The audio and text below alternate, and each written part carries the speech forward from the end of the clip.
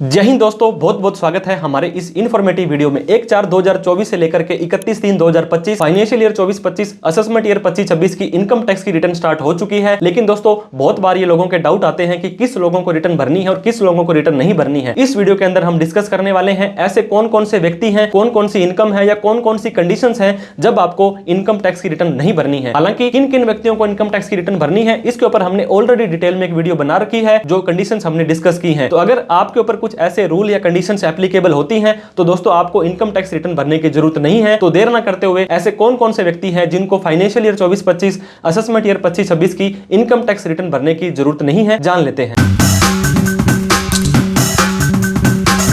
तो दोस्तों हम डिस्कस करने वाले हैं आईटीआर यानी कि इनकम टैक्स रिटर्न भरनी जरूरी नहीं है। ऐसी कौन कौन सी कंडीशंस हैं, कौन कौन से रूल हैं जहां पर आपको आईटीआर नहीं भरनी पड़ेगी। सबसे पहले हम डिस्कस कर लेते हैं आईटीआर क्या होती है। आईटीआर इनकम टैक्स रिटर्न होती है। ये एक सेल्फ डिक्लेरेशन का फॉर्म होता है। आपको खुद से चल करके सरकार को बताना पड़ता है कि मेरी इतनी इनकम है और मेरा इतना टैक्स है। बहुत सारे लोग दोस्तों इनकम तो कमाते हैं लेकिन सरकार को नहीं बताते हैं, आईटीआर नहीं भरते हैं। और बहुत सारे लोग क्या करते हैं दोस्तों, आईटीआर तो भरते हैं लेकिन उनकी इनकम नहीं होती है। लेकिन इस तरह का कंफ्यूजन नहीं होना चाहिए। अगर आपको आपकी इनकम टैक्स रिटर्न की लायबिलिटी आती है तो जरूर भरें। अगर नहीं भी आती है और तो भी भरते हैं तो काफी सारे बेनिफिट आपको देखने को मिलते हैं। अभी 31/3/2025 वाला जो साल है उसको 31/3/25 को जो साल खत्म होगा फाइनेंशियल ईयर 24-25 असेसमेंट ईयर 25-26 बोलने वाले हैं, क्योंकि आईटीआर या इनकम टैक्स की जो रिटर्न है ये फाइनेंशियल ईयर वाइज चलता है, ईयर टू ईयर चलता है। हर साल के अलग अलग रूल होते हैं। तो सबसे पहले दोस्तों आपको आईटीआर की जो ड्यू डेट है उसका ध्यान रखना है,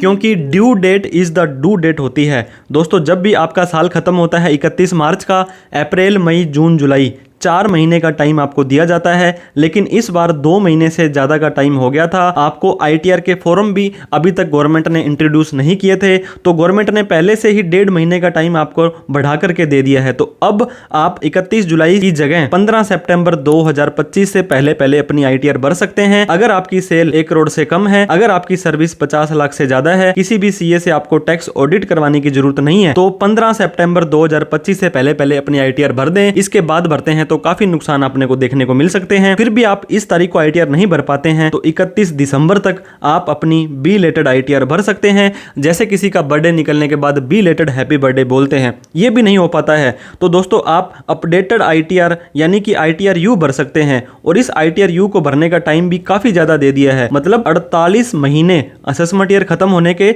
4 साल तक आप इसको भर सकते हैं। गवर्नमेंट ने इसी बजट में इसको किया था, जहां पर आपको लेट फीस, इंटरेस्ट, पेनल्टी और एडिशनल टैक्स जितना टैक्स बनता है उसका पहले साल तक तो 25, 50, 60 और 70% तक का टैक्स देना पड़ेगा। तो आप कोशिश करें आप अपनी आईटीआर को ड्यू डेट से पहले पहले बन करके काफी सारे होने वाले नुकसान से बच सकते हैं। इनकम कितनी तरह की एक व्यक्ति कमा सकता है। सैलरी की इनकम, जिसे कि पेंशन की इनकम के अंदर इंक्लूड किया गया है, तो सैलरी या पेंशन की इनकम, हाउस प्रॉपर्टी की इनकम, कोई मकान दुकान है दोस्तों उसका अगर आपको कोई भी किराया आया है तो वो रेंट की इनकम आ जाएगी। अगर कैपिटल गेन है, कोई शेयर खरीदा, प्रॉपर्टी खरीदी बेची, म्यूचुअल फंड खरीदे बेचे, तो इसके अंदर आ जाएंगे PGBP, profit and gain from business and profession. कोई भी सेल करते हो, कोई भी सर्विस करते हो तो चौथी कैटेगरी में आ जाएगी। इन चारों में जो नहीं आई, इनकम फ्रॉम अदर सोर्स में इंटरेस्ट का, डिविडेंड का, लॉटरी का, क्रिप्टो का, पार्ट टाइम इनकम आपकी इसमें आ जाएगी। मैं आपको ये सब चीजें क्यों बता रहा हूं, क्योंकि आपको पता तो होना चाहिए कि कौन कौन सी इनकम हम कमाते हैं। और आईटीआर का फॉर्म, जैसी आपकी इनकम है वैसा ही आईटीआर का फॉर्म भरना होता है। आईटीआर 1, 2, 3, 4, 5, 6, 7 इसके ऊपर हमने डिटेल में वीडियो बना रखी है।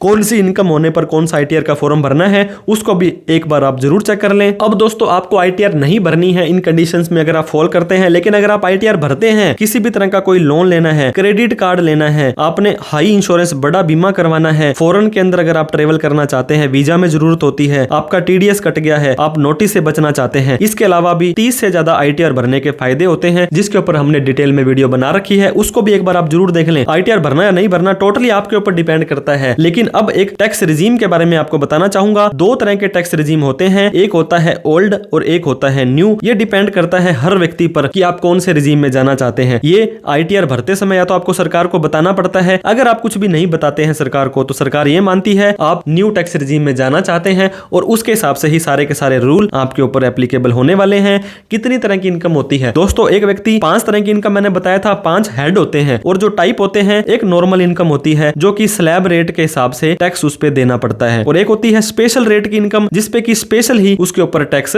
होते हैं। तो कितनी इनकम आपकी टैक्स फ्री होती है दोस्तों, अगर आप ओल्ड टैक्स रिजीम में जाते हैं और डिडक्शन और एग्जम्पशंस लेने के बाद आपकी इनकम 5 लाख रुपए तक नॉर्मल आ जाती है, ये देखिए नॉर्मल मैं आपको बता रहा हूं, तो आपका टैक्स हो जाएगा दोस्तों 0। लेकिन आईटीआर भरनी जरूरी आपके लिए हो जाएगी अगर आपकी इनकम बेसिक एग्जम्पशन लिमिट से क्रॉस करती है। और वहीं पर न्यू टैक्स रिजीम में आपकी इनकम 7 लाख रुपए तक माफ है अगर कोई भी नॉर्मल इनकम आती है, लेकिन फिर भी आपको यहाँ पे आईटीआर भरनी जरूरी हो सकती है। अगर आप ऑनलाइन ट्रांजेक्शंस दोस्तों नहीं करते हैं, क्योंकि आपको पता होगा कोई भी लेन देन करना है तो आपका पैन कार्ड मांगा जाता है। मान लीजिए बैंक अकाउंट हो, शेयर मार्केट हो, लॉटरी, क्रिप्टो वगैरह हो, तो जो भी यहाँ पे लेन देन करेंगे आपके AIS, TIS और 26S में शो हो जाता है। AS, TS, 26S कैसे चेक करना है, इस पे हमने डिटेल में वीडियो बना रखी है। अगर यहाँ पे आपको एक बार तो चेक करना है साल खत्म होने के बाद में, और जब आपका साल दोस्तों 31 मार्च 2025 को खत्म हो जाएगा तो अप्रैल और मई के अंदर ये सारा का सारा डेटा अपडेट होता रहता है। एक बार आपको जून या जुलाई के अंदर AS, TS, 26S चेक करना है। अगर यहाँ पे कोई भी लेन देन आपका नहीं बोल रहा है, कोई ट्रांजेक्शन शो नहीं हो रही है, तो आईटीआर भरने की जरूरत नहीं है, अदरवाइज आपको आईटीआर भर देनी चाहिए। अब हम बात करेंगे दोस्तों इनकम क्राइटेरिया की। आईटीआर फाइलिंग जरूरी नहीं है अगर आपकी ग्रोस टोटल इनकम क्रॉस नहीं करती है बेसिक एग्जम्पशन लिमिट। अब सर बेसिक एग्जम्पशन लिमिट क्या है, ये आपको मैंने बताया था ओल्ड और न्यू में 2 हैं। अगर आप न्यू टैक्स रिजीम में जाते हो तो ये 3 लाख रुपए है। अगर आपकी इनकम 3 लाख रुपए से ज्यादा नहीं है तो आईटीआर भरने की जरूरत आपको नहीं है। और वहीं पर ओल्ड के अंदर ये 2.5 लाख रुपए है, लेकिन 60 से 80 वालों के लिए 3 लाख है, 80 से ज्यादा वालों के लिए 5 लाख रुपए है। तो अगर आपकी सारी की सारी इनकम मिलाने के बाद किसी भी तरह की छूट लेने से पहले अगर आपकी इनकम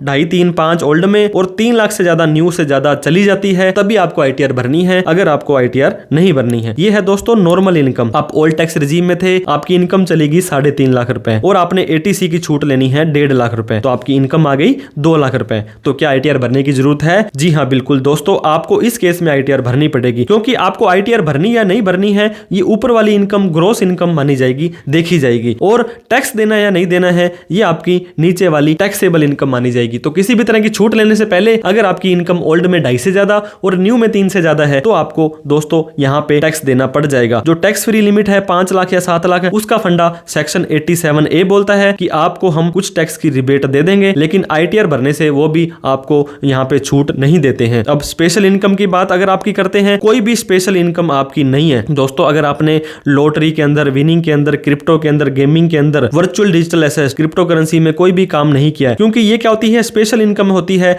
और यहाँ पे आपको 1 रुपए की भी इनकम हो जाए, मान लीजिए 1 लाख रुपए आपने लॉटरी से कमा लिया, तो यहाँ पे आपको 30% टैक्स जो कि 30,000 होता है देना पड़ेगा। यहाँ पे 2.5 लाख रुपए की 3 लाख की छूट आपको नहीं मिलती है। तो अगर आपकी ऐसी कोई भी इनकम नहीं है तो आपको टैक्स देने की जरूरत नहीं है। इसके अलावा दोस्तों अगर आपकी long term capital gain, short term capital gain या इस तरह की इनकम आई है, वो 3 लाख रुपए से अगर आपकी कम है तो भी आपको आईटीआर भरने की जरूरत नहीं है। सेक्शन 194P इंडिया के अंदर सीनियर सिटीजन जो है उनको काफी कैटेगरी में बांटा गया है। ऐसा व्यक्ति जो 60 साल से कम है वो नॉर्मल टैक्स पेयर कहलाता है, 60 साल से 80 साल वाला सीनियर सिटीजन कहलाता है, 80 से ज्यादा वाला सुपर सीनियर सिटीजन कहलाता है। और एक और नई कैटेगरी 75 साल वाली गवर्नमेंट ने इंट्रोड्यूस की थी, ये होता है स्पेसिफाइड सीनियर सिटीजन। तो ऐसा कोई भी व्यक्ति जो 75 साल से ज्यादा है वो स्पेसिफाइड सीनियर सिटीजन है, उसका एक ही बैंक अकाउंट है और उसको सिर्फ पेंशन की इनकम या ब्याज वगैरह की इनकम आ रही है, तो उसके लिए भी आईटीआर भरने की जरूरत नहीं है, क्योंकि जो भी टीडीएस होगा सेक्शन 194P में वो बैंक वाले अपने आप ही काट लेंगे। लेकिन अपने आप सपना तो उनको नहीं आएगा, आपको जाकर के बैंक में मिलना पड़ेगा, उनको एक फॉर्म भरना पड़ेगा। इससे ज्यादा झंझट में तो आप अपनी आईटीआर ही भर लेंगे। लेकिन 194P 75 साल से ज्यादा वाला व्यक्ति,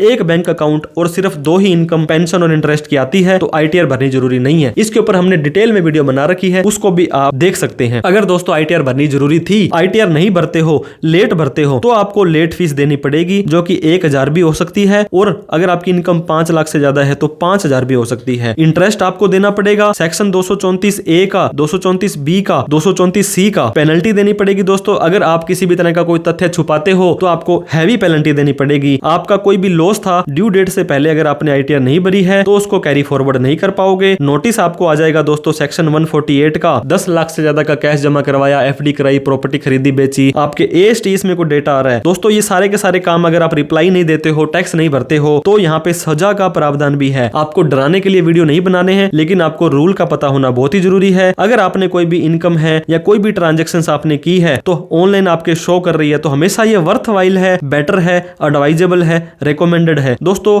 नाम मात्र के चार्जेस में ये आप मान लीजिए खुद भी अपनी ITR भर सकते हैं। बहुत तरह की वीडियोस हमने ऑलरेडी बना रखी हैं और भी वीडियोस आती रहेंगी, तो आप टेंशन लेने की बजाय बिना किसी कंफ्यूजन के अगर आप भर देते हैं तो आपके लिए अच्छा रहने वाला है। और जाते जाते इस वीडियो में आपको मैं बताना चाहूंगा, इनकम टैक्स के पोर्टल पर AIS, TIS और 26S के फॉर्म होते हैं जो आपको चेक करने हैं 31 मार्च के बाद में। अप्रैल, मई, जून, जुलाई के अंदर ये आपको कैसे चेक करने हैं इसके ऊपर भी डिटेल में वीडियो बनी हुई है, उसको आप देख सकते हैं। और आप अपने बैंक के ट्रांजैक्शंस देखें। दोस्तों अपने कैश के अंदर तो 10 लाख से ज्यादा नहीं जमा करा दिया, FD, आपका क्रेडिट कार्ड, प्रॉपर्टी, मतलब रिपोर्टेबल ट्रांजैक्शंस, 1 रुपए का भी सेविंग का ब्याज होगा, डिविडेंड होगा, वो भी आपके ऑनलाइन शो करेगा। तो एक बार आप जरूर चेक कर लें या किसी टैक्स प्रोफेशनल से चेक करवा लें। आप हमसे चेक करवाना चाहते हैं तो आप हमें कमेंट करें, हम आपकी हेल्प करने की कोशिश करेंगे कि आपको ITR भरनी चाहिए या नहीं भरनी चाहिए, ताकि इन फ्यूचर में नोटिस से ना आपको किसी भी तरह की परेशानी हो। वीडियो अच्छी लगी हो तो लाइक करें, अभी तक हमें सब्सक्राइब नहीं किया तो प्लीज कर लें, क्योंकि काफी सारी इंफॉर्मेटिव वीडियो और भी आगे आपके लिए मिलती रहेगी। इस वीडियो में सभी लोगों को शेयर करना है जो ITR भरनी है या नहीं भरनी है, कंफ्यूजन में थे, कोई डाउट क्वेरी क्वेश्चन होती है तो कमेंट करके हमें जरूर बताएं। Thank you so much for watching this video. जय हिंद, जय भारत।